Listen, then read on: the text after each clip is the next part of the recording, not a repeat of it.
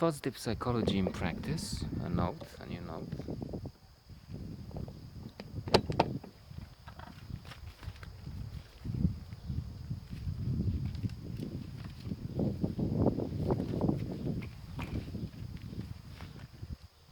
Self-esteem,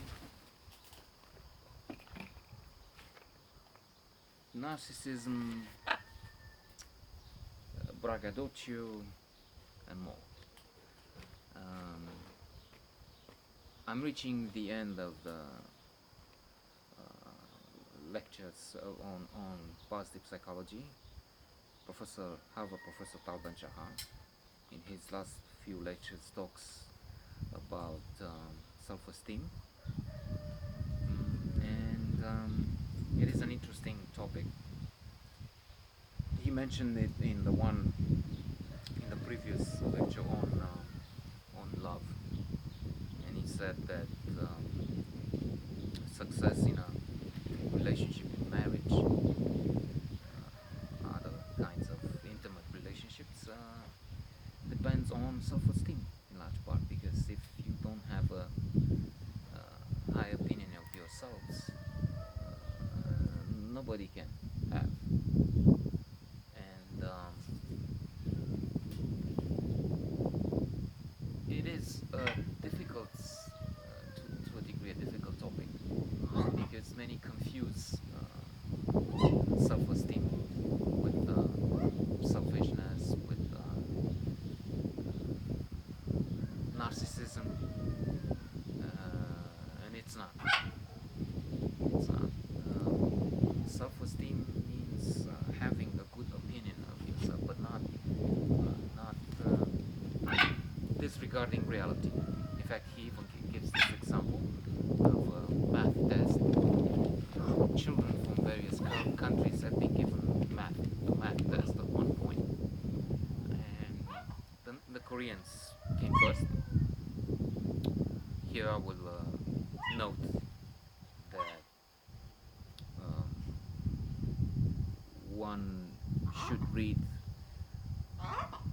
Outliers, a classic, psychology classic by Malcolm Gladwell, in order to understand why.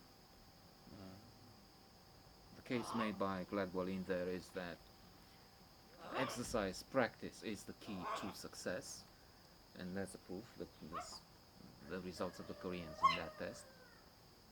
And in Outliers, the brilliant author analyzes the cases of Mozart, Beatles, um, Bill Gates, Steve Jobs, athletes in in the teams in the NHL, and then in some Olympic teams, and many more. And he has strong arguments for his case. Besides, he's he's looking at the Asian culture, which has rice at the as the basis of its development, and this is opposed to what we have in the West: wheat. Rice is a crop which necessitates care and work all the year round, as opposed to what we use in the West. By West meaning Russia, included, even if it's in the East actually, um, Europe, America, and these crops keep people busy only for a few seasons, from spring to fall, and then on the stove in the winter, waiting for good weather. So in Asia, people work. There's a problem, you need to work more on it. Termina, hence the results in this math test and so many others. A different concept. Read Outliers, wonderful book. And the Americans came last, behind Poland, behind Canada, and I don't know who else in that test. Only it was interesting that in the test they had a question somewhere, are you good at math? And Americans said they were number one at that. they believe they were good. And the point Tal Ben Shahar makes is this is not good. It's not good to be, I mean, this is not self-esteem. It's wrong. You have to base your assessment on reality. You cannot say you're wonderful when actually you're not. You're coming last.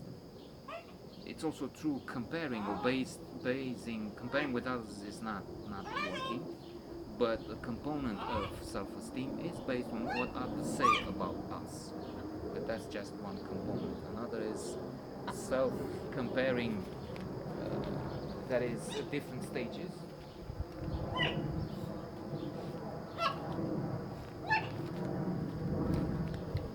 One can and should get better and can compare and say I have a better self-esteem now than 10 years ago. And then there's also the independent of evaluation.